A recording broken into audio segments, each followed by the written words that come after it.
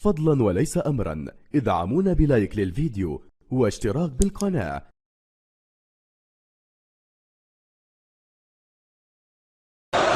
مجددا نرحب بكم مشاهدينا المحترمين اينما كنتم في كل مكان. مرحبا اهلا وسهلا الى ربع النهائي الاول لكاس افريقيا للاعبين المحترفين. طبعا لا يمكن الدخول مباشره في وصف مباراه تلعب فيها الجزائر ويعزف فيها النشيد دون ان نتوقف عنده لنتذكر وايضا لنذكر لمن لا يعرف بان عزف النشيد الجزائري قسما في ملعب نيلسون مانديلا في هذه الاجواء يجعل المشاعر ويجعل الجوارح ويجعل القلوب والنفوس وحتى العقول تهتز عندما يكون هذا الجمع بين واحده من اعظم ثورات القرن العشرين وواحد من اكبر زعماء ثورات التحرير والعزه والكرامه نيلسون مانديلا الذي رافق ثوار الثوره الجزائرية سنة 61 والتي قال عنها آنذاك أنها جعلت منه رجلا سجن بعدها ما يقارب 3 عقود قبل أن يعود إلى أرض الجزائر المستقلة سنة 90، وكانت آنذاك أول زيارة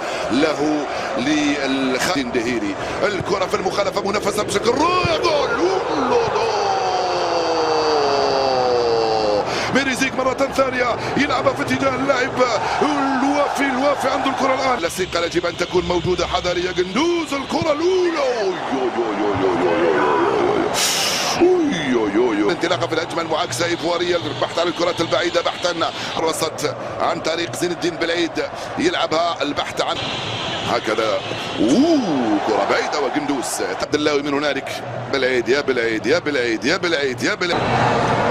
تشعر بأنه النقص العددي واضح. ميريزيك هاي الادخل الوافي. ميريزيك يلعبها هنالك على الجهه اليسرى ناحيه عبد الله.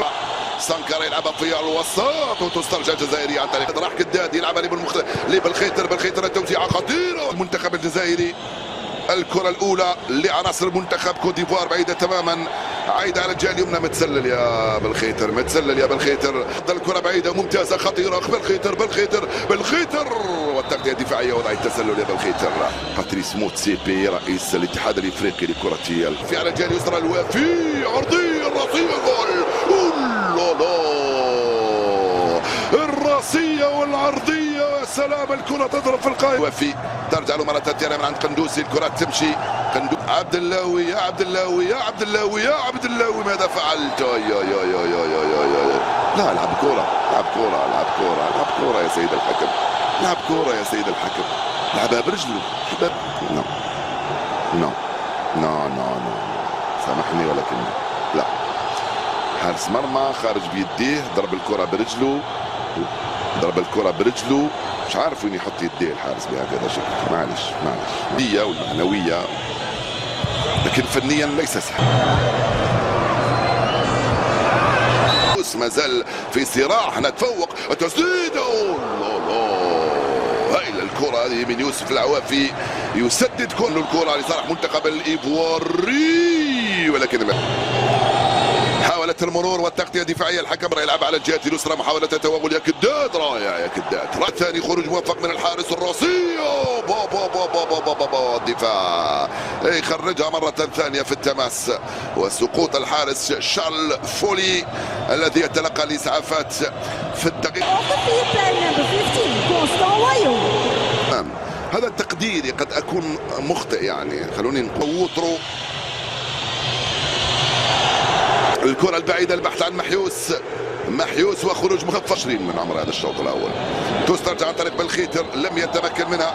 راحت الكرة إيفوارية هنا وقت كان فيه تدخل من أتولا. حكم لم يقل شيئا. من وجهة نظري أنت مخطئ. لا توجد بطاقة حمراء أبدا أبدا أبدا أبدا أبدا. في تقديري لا توجد بطاقة حمراء. حكم المباراة ممكن أراد أن يعوض عن كداد. انطلق بالخيتر والتقصير في اتجاه قضاي اللي دخل منذ حين. كورتو لم تمر. يوسف العوافي يبحث عن مزيان. كورتو لم تمر. تروح لمحيوس يغطي كورتو يبحث عن المراوغه. كايسيس التغطيه من هنالك من يوسف العوافي. اضافه الى الفنادق والمنتجعات التي تقدر بنصرة لسانكارا والكره في التوزيعه من حجم الجزائر. كره لمحيوس جاه ميريزيك مزيان على الجهه اليمنى. كرة جول التسديده جول. الحارس يصد هذه الكرة من ما لازم على المنتخب الجزائري. خيتر بالخيتر ميريزيك يرفع الكرة خطيرة ومحيوس يا محيوس. لوفيا بياندي اندري وسهل الكرة. عبد اللاوي ايوب الكرة بعيدة، كرة في الركنية لمنتخب كوت ديفوار ملعوبة في القائمة واللي ممكن تصنع فارق. كرة بعيدة هنالك على الجهة اليمنى، البحث عن مختار محاصر يلعبها في وسط الميدان، وصلت لدراوي غير تماما على الجهة اليمنى. ميريزيك مع دراوي بعد خروج قندوسي. ايمن محيوس باتريس موتسيبي.